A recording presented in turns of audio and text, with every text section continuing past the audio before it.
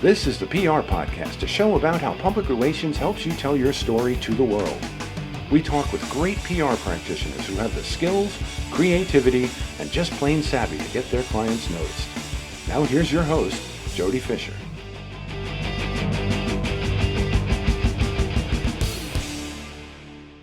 Hey everyone, and welcome to the PR Podcast. I'm Jody Fisher. Thanks for joining us. Well, don't forget to tune in to my Instagram Live every Thursday at 2 p.m. Eastern. It's PR Talk from the PR Garage. And those of you who have listened and checked me out on social media know I operate out of my home, which I renamed the PR Garage. And it's literally my garage where I came and set up during COVID, where we all went somewhere in our houses and figured the only place I could come was my garage where nobody else wanted to be. And so I set up there and it's been great. And I've sort of, updated it a little bit, but it's still a garage and it's still fun. And so we do an Instagram Live every 2 p.m., every Thursday, 2 p.m., live from the PR Garage. So tune into that. Also send in, we have a regular recurring feature called Why Is That News, where I just grab a story out of my local paper and I kind of dissect it and I give my 2 cents on why I think the story made the news and what went into making it the story that you are reading. I want your input on that. Send me some suggestions. We'll use your suggestion on an Instagram Live, and we'll shout you out, and we'll give your impression of why that story made the news in your local market. All right, now on with our show for today, we have got a terrific guest. Jenn Quader is president and CEO of The Smart Agency, an Irvine, California-based firm specializing in commercial real estate and financial services across the country. Her personal mission is to empower the next generation of confident communicators by sharing her voice in the global movement toward empathetic and human-first business leadership. Her recent TedX talk in Paris, Walking Confidently in the Wrong Direction, a CEO's Guide to Navigating Change, will be released on YouTube soon as of this recording. In it, she offers a specific communication strategies to face change, keep walking, communicate clearly, and make a positive impact. Boy, I love that message. Jenn, welcome to the PR Podcast. Thank you so much, Jody. I'm honored to be here. Really, really grateful to have this. How did you...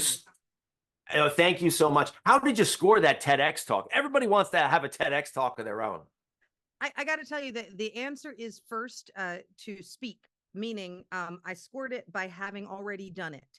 I started a speaking series at my own company, and I started writing speeches, performing speeches in front of them. And then a rogue email from a friend came across that said, hey, your alma mater is doing a TEDx event. Had I not had the video from all those speeches I had already done, I would never have been selected. I wouldn't have had time. The application processes are quite long. So I really would say anybody who wants to score a TEDx, they need to be speaking and they need to be recording themselves speaking.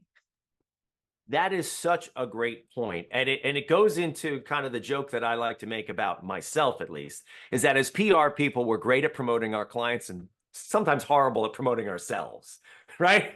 And you have to do it. Yeah, you have to do. Well, me and my business partner who I worked with for a long time, and I actually bought the agency from, she and I used to say that as PR agency owners, we are the shoemaker's children. So the shoemaker makes shoes for everybody in town, but his children run around barefoot because he ain't got time to make them for that. So I couldn't agree more, Jody. Yeah, absolutely. And so we're looking forward to seeing that when it releases on YouTube.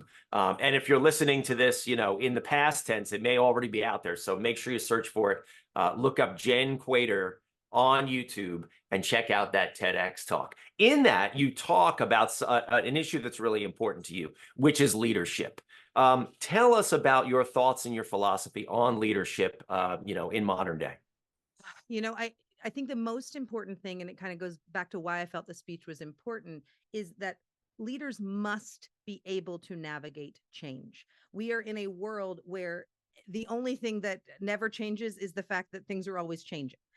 Everything is always moving. And so whether I am counseling my own team as a leader or whether I'm counseling the leaders we work with as clients, it is my job to help them to navigate perhaps changing investment strategies, perhaps changing the way employment looks today is very different than the way it looked pre-2020. So there are so many different issues that leaders have to face. And I think issue number one is get comfortable with the fact that it's always going to be evolving, and then find a place within that where you can be steady and you can be brave in order to get out the messages that need to come out.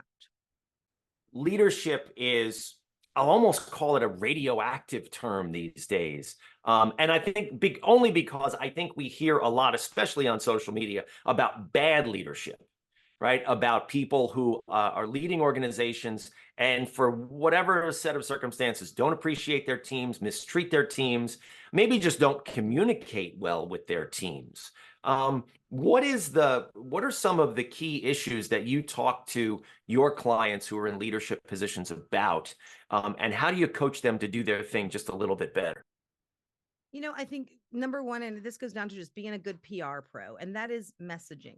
I think a lot of times clients, and this goes back to the fact that things are always changing. They know who they are, but do they know who they are today? Meaning, have they looked back at what are the messaging, what's the messaging that is guiding their team? A CEO of a large company might have a large management team that is handling, both internal and external communications, meaning they're actually doing that work.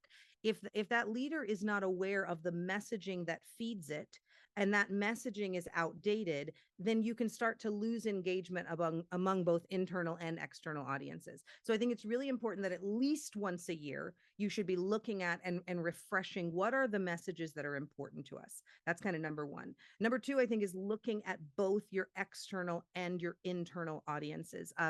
When I started in PR, I would say for me, in my world, there was less focus on internal communications and more just extra. We're earned media folk. That's what we do. We get you out in the news. We do all that.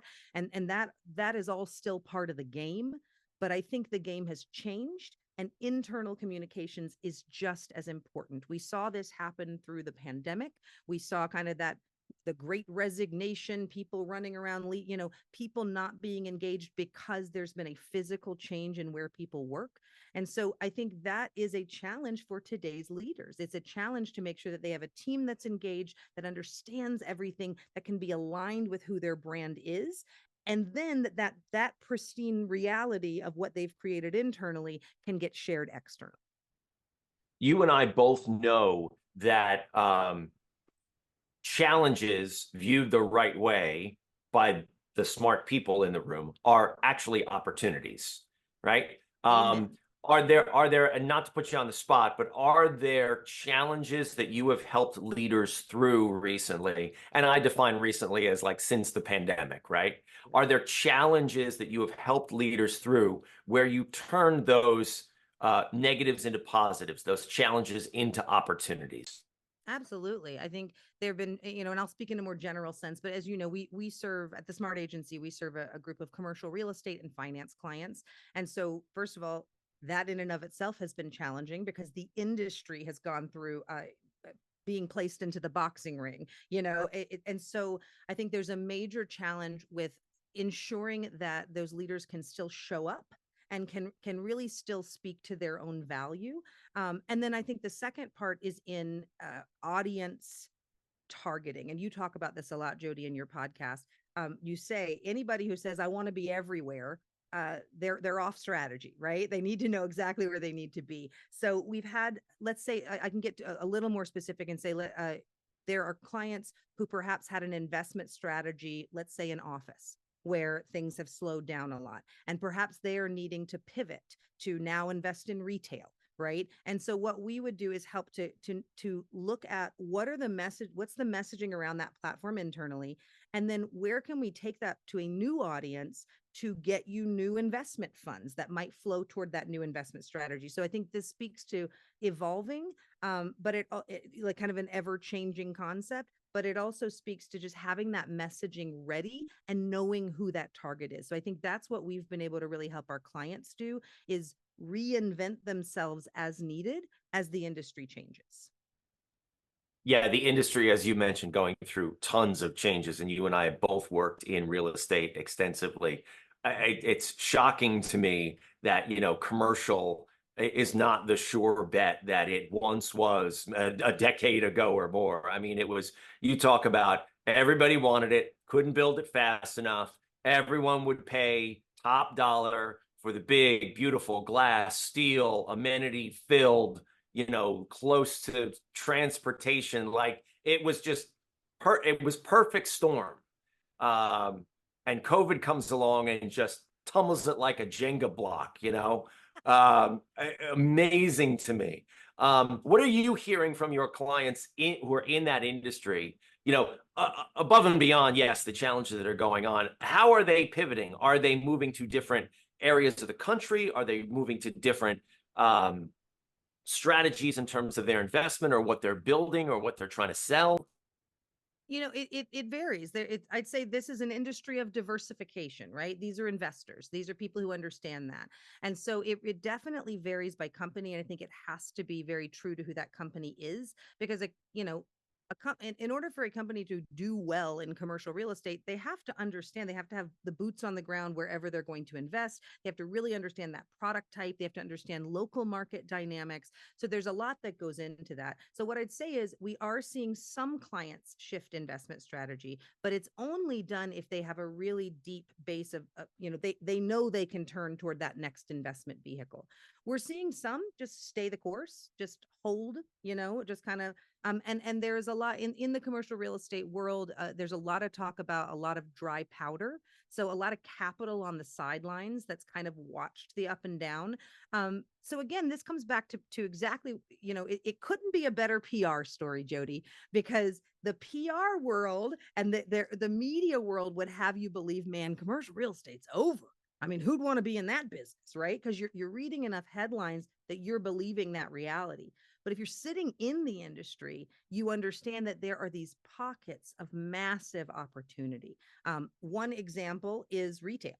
So a few years ago, retail, no one would touch it, right? Everyone thought e-commerce was going to take retail down. It was going to be the worst. Well, we just came back from ICSC Recon, which is the biggest retail event, in the world. And it's on fire. People are making deals. People are going. So I think I like to use this phrase that I think commercial real estate is the Madonna of industries. We look a little different all the time. We reinvent ourselves over and over, but that's what I think our clients are focused on, is how do we show up as who we are, but in this new market, and how do we become the next iteration of our Madonna, if that makes sense. That is such a great analogy. Yeah. I mean, you and I both know media love a comeback story, right? Media love, right, to write that thing about they were down and now they're back kind of deal. So I feel like that's whether it's that analogy or the analogy you used, which I think is more accurate than mine. I think that story is either getting written, about to be written. Because it's true. And I love the thoughts on retail too. You and I both know too that, at least I think, and this is nothing new, that human existence is experiential. And in order to connect with and to succeed with anything, the best way to connect with customers is to give them an experience. It's why luxury vacations are so popular, as long as you can afford them. But it's why any vacation is popular, right? Unless you can afford, as long as you can afford it. Having experiences in life will be the one up to anything under the sun. I mean, everybody needs a place to live, but the second thing you want to do after you know where you're going to live is to go out and have some fun. Absolutely. Are there new trends in retail? Are there, being at that conference, Kia Sin, are there new trends in retail? Are there things that people are doing with retail now? Yeah, absolutely. And exactly what you just said, experiential is the name of the game. We were just talking about this yesterday in a team meeting. The anchor tenants of malls, right? They used to be the Nordstrom, the Bloomingdale, you went for those big department stores. The anchor tenants have changed into public spaces and public programming. So someone was talking about how they had malls are having, dog runs where the dogs are running around, and that brings in tons of people. We have a client that builds these amazing interactive fountains where you can use your hand and the water change. If I move my hand this way, the water goes here and it goes over here. So the people are definitely creating experiences. We also talked a little bit about they called it catalytic leases. So like leases that are meaning bringing in a retailer that is a catalyst for growth in other ways. So it used to be, the malls were food courts and movie theaters, and that's it. Now it is all about bringing those activities of getting people together. And I'll say one thing, I really think that this is amped up in a big way from a demand standpoint because of the pandemic. I think that we all went inside, we all understand now we can work behind these screens, but we need that human connection. And how that's playing out is in how we're changing the development. So, for example, malls that are being redeveloped right now, they're including components like senior housing, like right in the mall. So, you go live there, you come down, you eat a little bit, you have some fun, you see the dogs run, and you go back home. So I think there's going to be this movement toward creating human connection more and more in these more mixed use spaces. That's really the bigger trend in retail, is kind of the gathering spaces that people can experience together. Yeah, it's such a great point. And the smartest use that I saw of a vacant mall space locally in my area was putting in like a little foam play space for kids. Perfect. Right? Yes. It's perfect. Mhm. Mom or whoever can go in. She knows she can go to the mall, take the kid there, maybe even drop them off for 30 minutes while she runs and she hits up the store she wants to do, or just goes and grabs a cup of coffee and sits quietly. Or dad, don't get me wrong, or dad. But just those kinds of exactly what you're saying, experiential, or even it's almost like amenity driven in a way. Actually, that's a great way of saying it. It is very amenity driven. It's very like because you're not going for apparel anymore. You're not going to just, that's what we used to do. Now you're going to say, oh, let me pick up, I'll pick up my boba, and then I will get my nails done, and then I will attend that light show or the fireworks show with my kids. There's just all sorts of things that are happening. And that is an opportunity. You spoke earlier about challenges being turned into opportunities. That's a real opportunity for marketers, for PR people, for brands. If the demand is there for people to come out and experience all of this, then it goes beyond just what's leasing and what's happening. There's an opportunity for brands to show up in these gathering areas to build their messaging in a more authentic way, with actual, people live and in person. Yeah, absolutely right. It's all about that human connection. Mhm. You and I could talk about real estate and commercial real estate and stuff all day long, I feel like. But we need to finish up on one really important topic, which is, I know, close to your heart as well as really important to me, and that is the role of empathy, both in leadership and I think, in everything that we do. Could you talk about the role of empathy and how you approach that with your clients? You know, it's really interesting, Jody. I have to tell you, I have a bit of a personal lens on empathy that I'm still working out, to be honest. And so I'll just speak real openly and make this very conversational. But certainly the role of empathy could not be it couldn't be more important, right? You, especially right now, we have to have that connection with humans. That goes back to what I talked about as far as internal communication strategy. But for me, as a just who I am, I'm someone who happens to just be highly empathetic. And when we come to the word empathy, the word really just means the ability to feel someone else's feelings. And what I have found in my own being a woman in business is my empathy is often my kryptonite. It actually can keep me from making the business decisions that I need to make, because I feel like, oh, that person's so sweet, or this is so, and so I think that what I like to bring up with empathy is not just kind of what do you need, because everybody knows that compassion and kindness is key. That's kind of an understood, but it's more, how do you connect with your own empathy, and where, because everyone's level of empathy is different, and that doesn't, it's a double-edged sword. Some people may have a medium level empathy, and they're able to make good business decisions and care about people. So I think what's important is that you assess and understand where your habitual empathy lies, and then you look at what are the implications of that in your business? It's very like a PR plan. You know what I mean? Like in PR, we don't go straight to the tactics. We don't go straight to what are we going to do? We go to the strategy of what is it. And so I think when it comes to empathetic leadership, all leaders need to take a moment and think about the strategy. Think about, am I someone who over cares about people? If so, I need to look at my empathy through a different lens that says, how do I maintain my business acumen while I do that? If I'm someone who has been known to receive feedback that says, like, this guy doesn't care at all about his company, then I need to re-examine what are the effects. Because at the end of the day, everybody wants to be a nice person, but what we really want is an effective business, right? And so if you are seeing that people are leaving your company, you're not getting the partners you want, you're not getting the investors you want, it's an opportunity to take that lens as a leader and say, is this coming from my own empathy, be it over empathetic or under empathetic?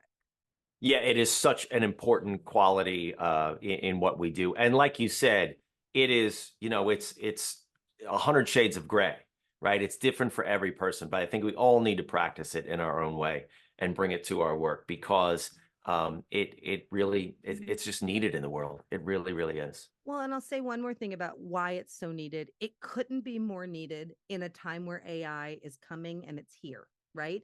AI is here. We're going to use it. We're going to love it. We're going to hate it. It's going to be like everything else. It'll help our lives in some way. But the more we integrate with technology, the more we put our faces in this all day, every day, the more AI creates this virtual reality, the more important it is for us to balance. It's like the yin and yang of life, right? We have to balance by finding our own human empathy. That goes back to exactly what we've been talking about in real estate, which is creating human gathering spaces. It goes back to what we're talking about in PR, which is looking at your internal and external messaging, making sure that you really are looking at this holistically so that you aren't so you aren't attempting something that used to work, if that makes sense. I think we're in a new world where I don't think how I'm saying it correctly, but a more absent approach is what I'm trying to say. I'm using air quotes for those who are just listening on audio. A more absent approach of like, hey, it's just business, ma'am, just the facts. That may have worked in the past, but I think a human approach is what's necessary in 2024 and beyond to combat AI, to combat technology, and to combat kind of the changes in the workforce. I think really well put, air quotes and all, Jen. Thank you so much. This has been a great conversation. We're going to segue now into the rapid fire question portion of our podcast. We'll warm you up, right? You love this? All right. This is where we ask our guests a series of rapid fire questions, just meant to elicit a simple answer, hopefully a laugh or two. Jenn Quader from Irvine, California. Let's get into it. Rapid fire question number one. What's your favorite news source? Mine is Feedly. It's an app, and it actually aggregates all of the different news sources, but it's really good in commercial real estate. Love that. Rapid fire question number two. What's your favorite social media platform? LinkedIn. I know that sounds boring and ridiculous, but I love LinkedIn. I think it's a really cool place. I love LinkedIn. Lots of changes going on LinkedIn for sure. Yes. Rapid fire question number three. Coffee or alcohol? May I say cannabis? Sure, you can say cannabis. Instead. There you go. That works. That works. I'd pick neither, sir. Whatever rings your bell that day. There you go. Whatever rings your bell. Rapid fire question number four, and maybe the answer for three will influence four, but let's find out. Rapid fire question number four. What's your favorite on the run food? Well, okay. So an egg sandwich, or after the answer for number three, maybe pizza. Sounds good to me. Rapid fire question number five. What do you want to be after you finish this career? A singer. Ooh, all right. Expand on that for us. So I am a singer, and I grew up singing with my family. We were on television every Christmas. We were called the Musical Michaels. I kid you not, in our little local town in North Carolina, and I'm very musical. I did musical theater. That was my first professional career before I got into PR. And so I definitely would like to do more singing as I continue to grow the agency. I think I'll always be a PR person in some way. But I think as I grow the Smart Agency and as my team continues to get in the seat more and more, I could see myself doing a little singing here and there. I think that sounds good. I think I smell another YouTube channel, frankly. Hey, be looking out for it. That's right. There you go. Jenn, this has been a fun conversation. Please let people know how they can find you online. Jody, thanks. You can find me, my company at thesmartagency.com. Any commercial real estate and finance companies, come see us. And then you can find me at jennquader.com, or I'm very active on LinkedIn and Instagram. All of that is Jenn Quader, JENNQUADER. And YouTube also, of course. That sounds great, Jenn. Thank you so much. And thank you, everyone, for listening. Please remember to subscribe to the show. Connect with us on Facebook, Twitter, Instagram, and TikTok at The PR Podcast, and send us a question or a comment. Our intro is by Christopher Apple. You can find him and his fantastic photography on Instagram at Christopher_APPOLDT. Check him out there and hire him for all your photography needs. You can find me online at Jody Fisher on all the socials and on the web at jodyfisherpr.com. We'll see you next time on the PR Podcast.